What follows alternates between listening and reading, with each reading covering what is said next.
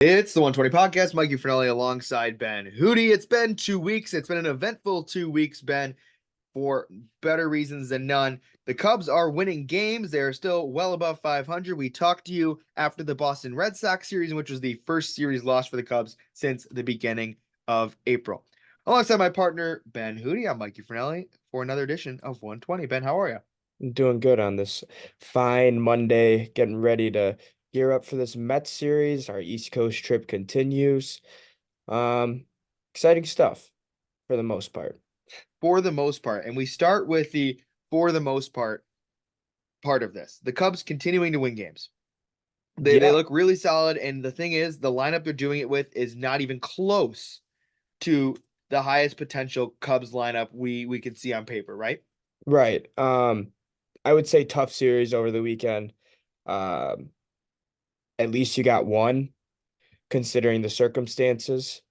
Um, but yeah, I think overall, still a positive week, managing to get that sweep of Houston, who is just abysmal right now. I cannot believe how bad of a start. I still think it's a fine series win. Sweeps are sweeps, but I cannot believe how bad of a start Houston's off to. And then you turn the page, you go to this Boston series and this East Coast trip we're about to embark on, and good win on Friday, but I think we could really have a nice bounce back against a Mets team that's really turned a corner since the last time we've spoken. This Cubs team at 17-11. They are second in the NL Central technically just by their loss record. The Brewers 17-10. A win last night in the last game against the Red Sox would have given the Cubs the solo first place in the Central, albeit they'll have to wait now through this Mets series. Yeah, Ben, they start a series against the Mets now. We highlighted this part of the schedule earlier on in the season and called it the neighbor of the West Coast road trip, this one being more easy or easier. And now this is a Mets team that really has completely turned it around since that Yeah. infamous announcer call of couldn't be worse than this or whatever it was, to paraphrase, down 6-0 and no one in the ballpark. And they've completely turned it around, it seems like. Yeah, they're kind of like kind of similar to the Cubs a little bit, where I think everyone in Chicago knew what the Cubs had out of the back end of their rotation and the depth. Um, but I don't think either fan bases thought that it would be going as good as it could considering Mm-hmm. the circumstances. Just finding names of guys stepping up that you just wouldn't expect. And a lineup that really has not been for or after a year off like last year where it just everything collapsed for the Mets. It feels more like what they were in 2021 now or 2022. I don't know. Mm-hmm. My years are all getting screwed up at this point, but yeah, the Mets might be pretty solid. I still think they're like a middle of the pack team, but um still, they gave us a run for their money last year when we saw them late in the season, and I think this is a good this could be a really good series for the Cubs. Some forgettable games against the Red Sox, a nice sweep against the Astros, but let's date back to last weekend, a big series for the Cubs that has a lot of storylines in it. It was that Marlins series, 4 games, including two on Saturday. They blew game one, and they outright lost game four to split that series. That one was kind of a pain in the ass looking at that series. We start with this closer situation, Ben. Neris has been getting a lot of the load. We've seen a little bit of MLJ. I keep saying we would love to see some Wes Nasty, but no matter how we script that, there's one name missing, and that is the man with the fastest game to tweet ratio and some of the best morale on the Cubs, and Albert Alzolay. Just, has a great personality, but it just hasn't been there for him on a couple different occasions so far early this year. Yeah, I mean he's been demoted at this point. It's really tough to see, but when you're not able to close games, how many saves does he have blown? Four? I think it's Mm-hmm. four. And we're only a month into the season. It's not a good look. I'm happy Council made the move because he's got to get his confidence back. And I think he's made two appearances since then, and he's looked good in those spots. Um, and hopefully there is a world in which, he can return back to that second half Advert Alzolay that we saw last year, just closing games on people, slam the door, and pumping that fist, but right now it's just not going well for him. And um, I hope he could get back that confidence, but now it really, really circles back on that ninth inning and who's going to close games for the Cubs going forward because there's just not really an answer. So are they going to look for a trade? Are they going to try and keep it in house once? I think the biggest thing of it all is they want to keep it in house, but they got to get some guys back in the starting rotation. I know you Right. like Wesneski to potentially close games. I think another option could be Ben Brown as well. So, um, I don't know, man. We'll have to see. It's a big gleaming black hole though right now Hmm. because you got to win games in the ninth inning, and all you got to do is get three outs, and it's really costed the Cubs about Couple wins. a couple wins here already. Right. It's not like we're looking at a team that is below 500. It's like, oh, with just this, and that. I mean, they're 17 and 11 in the season. They're one of the hotter Right. teams in the National League by record, even though it's an early season. Can you imagine the lengths they'd be at if they had an exact closer or if Aberrazali was more locked down? They've gone to Hector Neris in the time being, at least in a few different occasions, although we didn't get to see it much during that Red Sox series. Dating back to the Astro series, you saw Neris against his former team doing it a lot. And I liked what I saw there, but I also would love to keep him for a longer reliever. I think he has more in his tank than just a ninth inning closing spot. And I don't know. I think they got to do something more there. Like you said, maybe even outsourcing. Yeah, I don't I you might have to look elsewhere. I just look at a guy like I can't think of his I think his name is Brent or something Miller. He's the closer of the Athletics, and they just found this Oh guy, and yeah, he's Mason pumping Miller. Mason Miller, just pumping 103 miles per hour out of the bullpen. And I'm like, Mm-hmm. why can't the Cubs find a guy like that? He's Just locked down. yeah. And Yeah, it's he's really Oakland. good. That's the craziest part of it all. He's like Yeah, Oakland might not be that bad this year, which I've been seeing yeah. early on in the season. But I yeah, saw I wish they could just find a guy like that, whether they develop him or maybe somewhere else where if were looking for a trade. I saw something about Miller on TikTok, and it was a video of him closing out against. I want to say it was against the Yankees. It was against a solid team, and I'm Yankees looking at or his game. Orioles, I think. Yeah, I'm looking at his game log now, and I think it was this Yankees series.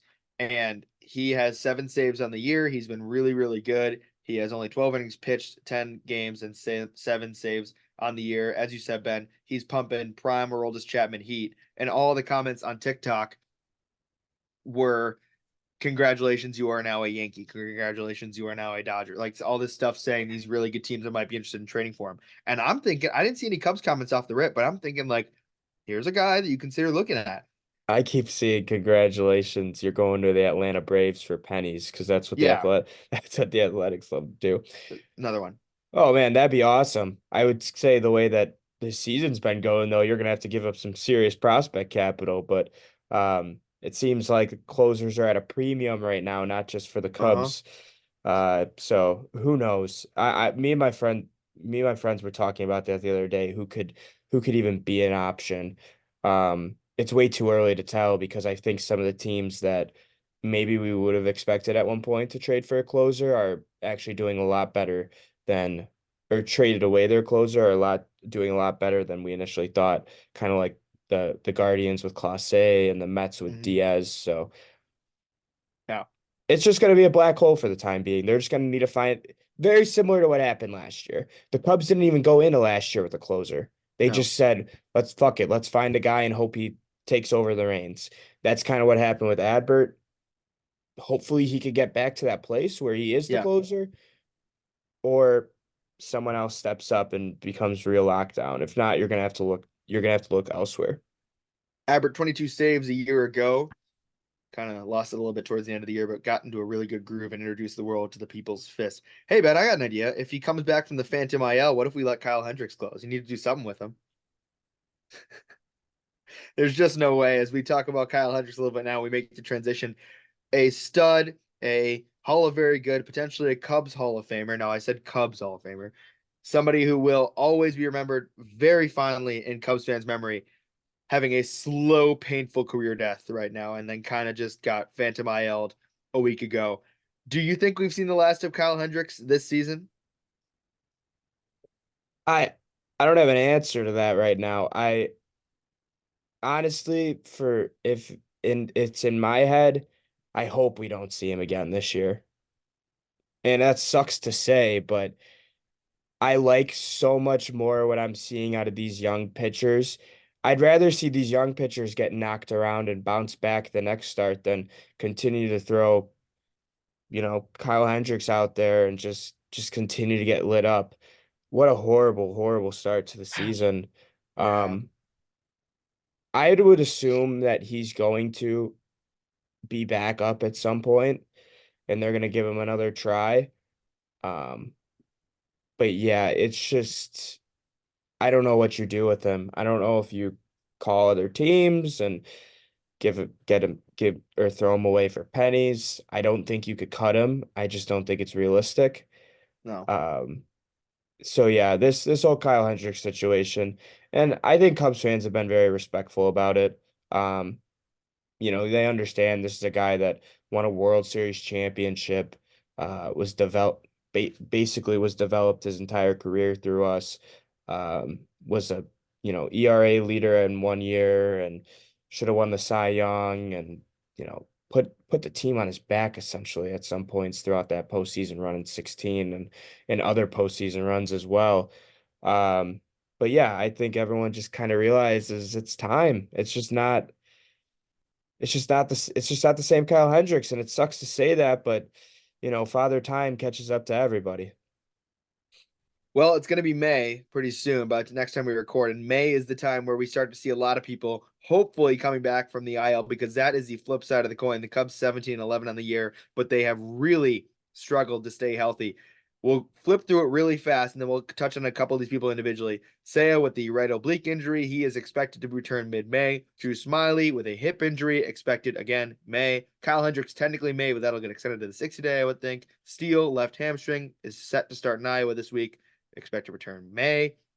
Jordan Wicks just went to the IL last weekend. I bet you can guess when he's supposed to return, mid to late May. And Cody Bellinger, two right rib fractures, TBD, as it pertains to the MLB's IL list and expected return. So, yeah, that's a lot of all-star capital to be hanging out in the team hospital, Ben. I will say I also think Drew Smiley's might be a Phantom IL. Just saying, just saying. But Could very well be. who cares? I don't want to talk about Smiley or Hendricks anymore. We've talked enough about Steele and Seiya. Those are your two best players, and it sucks that they're on the IL, but at least Steele, I think, is getting a rehab start on Wednesday. He should Mm-hmm. be back very soon. Hopefully. Um, this Bellinger one blows. It sucks, and I can't believe that it ended up being what it is. I saw he's already taking outfield and he's been swinging as well. So That's huge. this might be fast paced, faster than we thought it was going to be initially. But man, I think you kind of alluded to this at the beginning of the show. It This lineup looks abysmal without those two guys in it. This might be And the White Sox lineup. I wouldn't say it's as bad as that, but No. it's kind of gross to look at. On the flip side, you get it gives you the opportunity to get young guys to play every day and really see what you have to a degree in some of them. On the Yeah. other, on the other side of the coin, it really sucks having your 2 and 3 hitter out this early in the season right now. Um, you know, and I think it was nice at first because we saw the Astro series and Bellinger and Sale were both out. And we were kind of like, holy shit, like they're still finding ways to win games and do this. And then Friday came around and it was like, who had the big hits on Friday? Oh, of course it's PCA and Matt Mervis. And we're like, you know what? Maybe this is gonna work out. I think the last 2 days you're kind of like, okay, come back as come back as soon as possible. We need you guys. I think the biggest thing is we need guys to step up, right? Mm-hmm. Like Mm-hmm. especially the vets. Nico has been fucking phenomenal Mm-hmm. since we kind of went in on him a little bit. Yeah. Power of the podcast. We need Dansby and Chris Morrell to step up. Um, at this point, when you look at that lineup, Dansby, no shit, he's a leader. He's probably the leader of the team. But Chris Morrell at this point amongst that lineup is like he looks like a veteran. 3 years is good enough to be a veteran in that lineup. Yeah, Um, right. No, seriously. Especially because you're seeing guys like PCA and Mervis come up way PCA, earlier than we Mervis, expected. Bush, Canario. Canario. Right. I So, mean, you didn't expect to see PCA and Mervis this early on in the year, and they kind of forced their hand. This is yeah, a Cubs farm system that, talking about trade assets, this is a Cubs farm system that is second in the league in most polls behind the Orioles. This is a good group of prospects, but right. you look at the best teams by record in the NL right now, and the Cubs are up there with them. But the other options are, for some reason, the Brewers. But then the Braves, who of course are just a suffocating lineup. My favorite word to say, the Avengers. I mean, these are MVP All Star lineups, and it was specifically this 3-1 win for the Cubs on Thursday against the Astros that we were both kind of like, dude, what is going on with this lineup? I didn't have Bush, a like Tauchman, PCA, Canario, Happ, Swanson, Madrigal, Horner, and Amaya.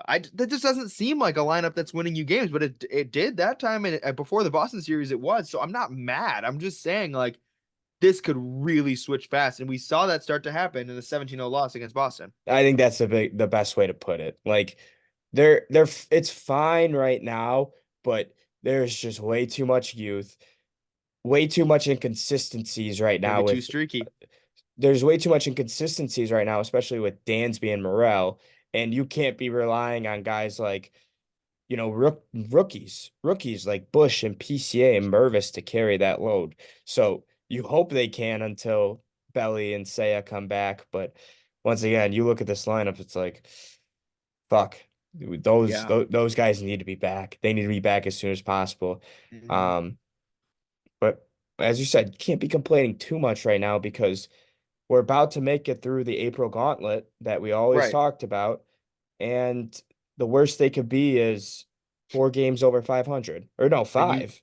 and you said three. That's all you wanted. Three. Yeah. Hmm. That's Yeah. all you wanted. Well, the good news is Hap and Morella both avoided serious time off. I mean, Hap was out for a couple games, but avoided IL time and was back. And Morel got a bit shaken up in the 17-0 loss late in that game for some reason, and got a bit shaken up, and then still ended up playing. Went 0 for 4 yesterday, but still ended up playing. So you would think that he is a-okay.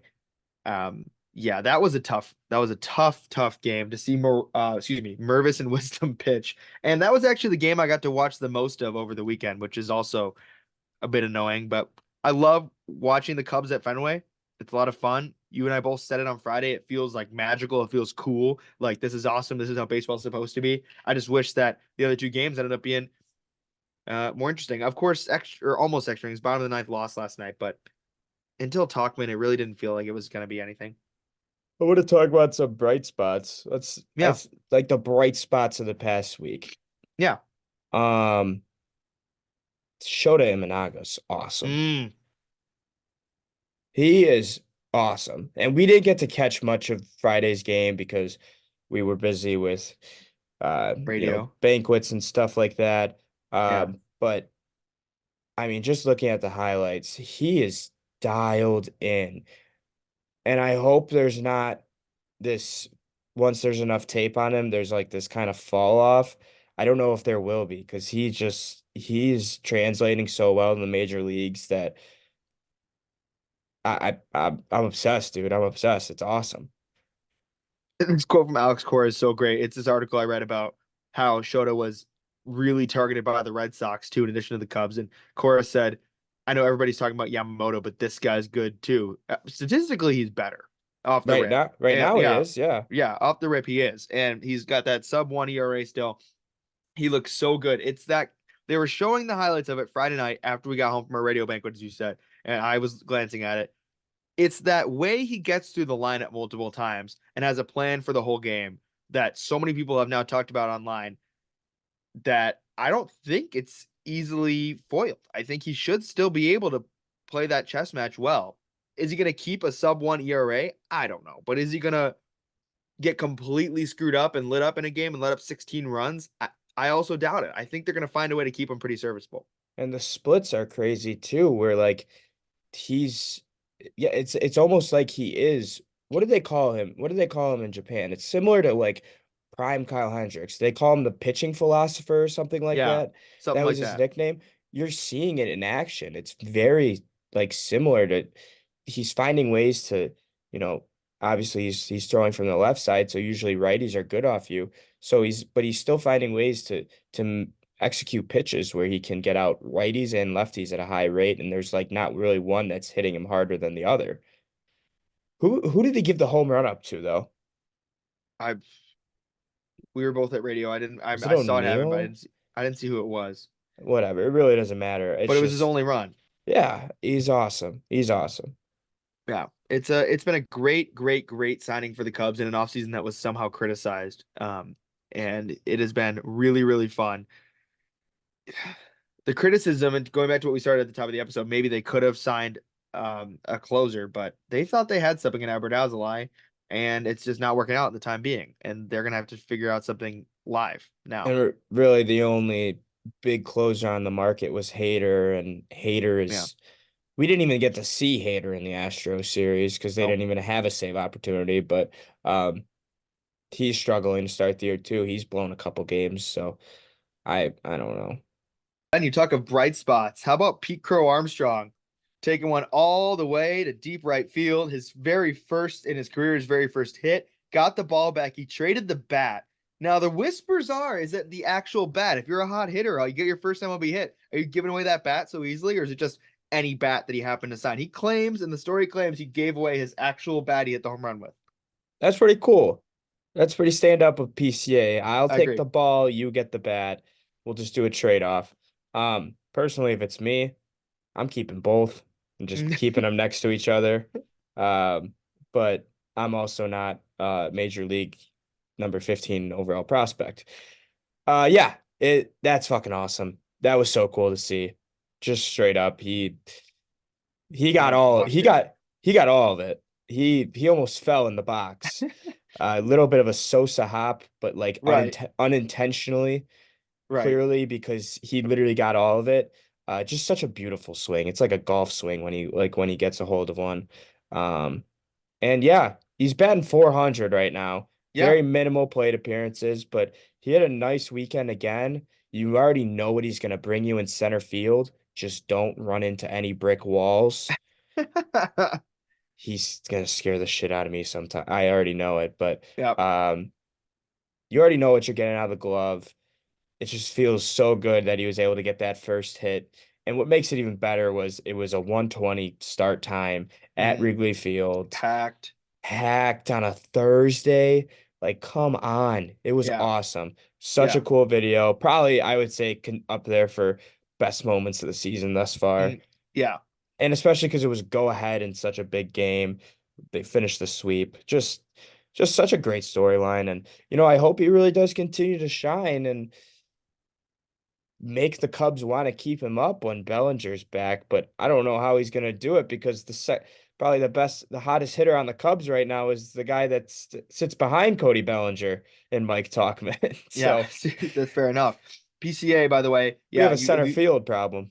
you alluded to it, Ben. 5 for 13. He's hitting 385. He really got hot after that first home run. He has a double, a home run, 4 RBIs in 5 games and 14 plate appearances.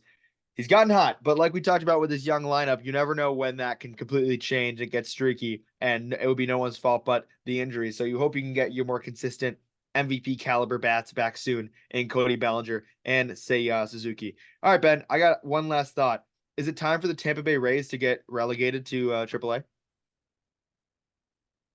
after what we saw, I just saw their new City Connect jerseys. That was a which are good really cool? that was a good way to take the eyes off you getting swept by the Chicago White Sox, huh? They are cool, the jerseys. Yeah, it is really cool. I didn't really catch up with much of the games this weekend, but um yeah, I mean, that's pretty embarrassing to lose that team, but Three times. some good pitching performances and Andrew Benintendi might be back and Southside stand up. I was about to. That's what I was about to say. He tried to make that work when it happened, or their very first win when they were like 1-6 or whatever.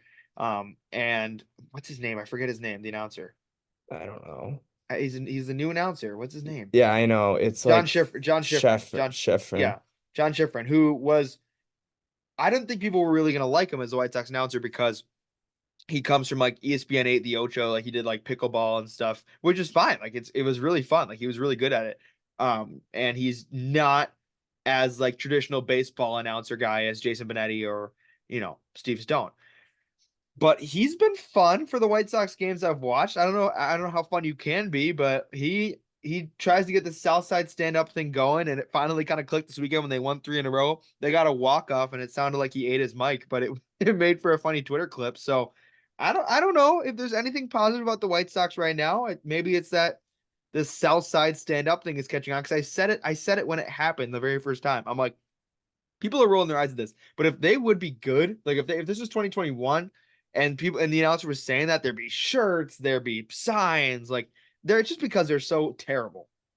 I saw some tweet and it was like, I love that. I love Sox fan base. It was some Sox fans like, I love the Sox fan base because only we could have a sweep for our sixth win of the season in 30 tries and make some like hype video about like making it seem like we just won the World Series.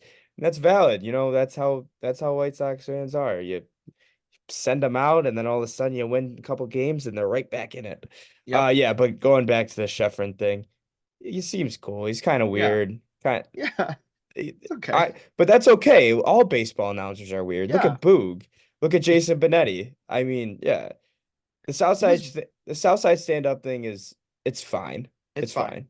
What It's was fine. Boog talking about during the 17-0 loss? It was like by the time Mervis and Wisdom were pitching, him and T-Mac especially were just having conversations about anything and everything. And I forget what it exactly was, but it was maybe the only positive of a terrible game. He was just having rain delay theater when a live game was going on.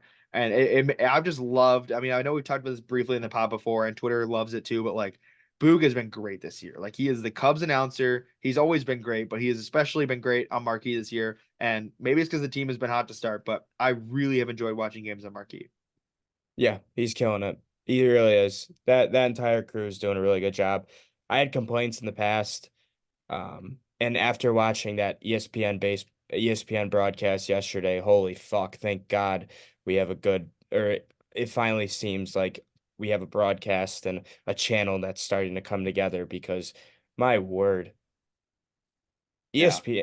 I saw something the other day out or that ESPN might ditch the baseball contract. And at first I was like, screw you, like you're just gonna do more basketball, which I don't think anyone even cares about anymore. Like, just whatever, that sucks.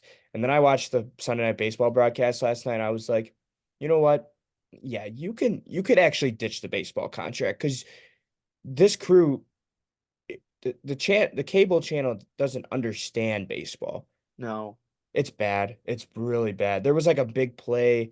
I forgot what inning it was in, but it like bounced off the bag and they didn't have an angle or they didn't show an angle. They're trying they're trying to talk to like Shota Imanaga, which is obviously cool, but they're trying to talk to him in like the heat of like, the Cubs have like the bases loaded and 10 it's minutes just long. yeah. I saw that They're later. trying to pull off questions when there's runners at the corner with two outs. It's like, come on. And the stupid, stupid, stupid, stupid win probability graphic. I talked about it before, but it's like, I don't care. And they keep making sure it's there. It's literally just there for it's basically should be money line. It should be a live spread, is what it should be, because it's basically all it is. And that's not for the baseball audience. Keep it away. Football is different. We don't need that for the baseball audience. It's the same way how during Cubs home games, they'll go back to the studio in the seventh inning and be like, "Oh, if you want to stay interested in the game, take Nico Horner to get a hit in the seventh inning." No, that's not the baseball audience. I get it. I get why they do it because that's what sports has become. But like, I don't need that. I don't need to see on a walk in the second inning. Oh my God, the Red Sox have a 2% chance higher to win now. No, I don't like it. Yeah, it's dumb. It's Dumb outright. stupid. And the ESPN thing, ugh, it's getting bad. Yeah. I almost wish like Apple TV is honestly not that bad. Like the Cubs very rarely play on Apple TV and they get a bad rep because the graphics are kind of goofy. It looks like an iPhone graphic or something. But like Yeah. every time I've watched an Apple TV game, it's honestly not been terrible. It's kind of nice They got they got interesting looking cameras that they bring out there. for Apple TV. Yeah, like they're not bad. It's very, very, very like HD, like Hmm. eye popping. Right. Um, Those graphics would be nice if they could fix the colors. It's like the Apple TV movies. Like, did you see Killers of the Flower Moon? And they got all those cool like shots, aerial shots with Sure. it looks kind of like that. Okay. Yeah, it's there's I don't know I noticed that when I watched that, and it's with those Apple TV movies and with their live broadcasts, it's all about like the 1080p. So no, if ESPN cancels their baseball contract, I think people were mad that NBC canceled their hockey contract and ESPN picked them up, and they've done a great job with hockey. I've I thought think hockey's been awesome with yeah, ESPN. yeah, I agree. I just don't know what's going on with baseball. You do it once a week and it sucks. I Yeah. miss old Sunday night baseball. There was something Mm, different about it. And mm, now it's just like that crew is, I don't like to harp on other announcers, but can we please get Eduardo Perez off the broadcast? He is so bad. It is insane. He's like got a frog stuck in his throat and just says the dumbest thing. And he's like always like talking about like the Cuban players and stuff and like the Puerto Rican players. And he's like just like saying their names and like they're like, their Latin nicknames or mm, whatever. He just yeah, like yells it into the mic. It's like, bro, come yeah. on, just stop. Yeah, I I don't was know. a fan. No, no, you're right. I did laugh because I didn't watch much of last night 'cause I was at radio, but I did laugh at watching in the ninth, runners in the corners, no outs, and it's quiet. Obviously, they're waiting just to kind of let the audience be in the moment, and Eduardo Perez is just like, there still is a spot for a base runner. I do And I'm remember like, that hearing that. and it was quiet for like 10 seconds on either side, and I literally couldn't help but chuckle. I'm like, thank you for that stunning analysis. Hey, all right. Thank you for listening to another episode of 120. We'll be back next week as the Cubs continue on this season. Ben said it. His prediction is officially right. Put it on, what do they call it in the Manningcast? The prediction board. Ben did it right. 3 games about 500 in April. Yeah, He even did, he better made it than work. that. He made it work. Thanks for listening to this episode of 120. We'll be back next week.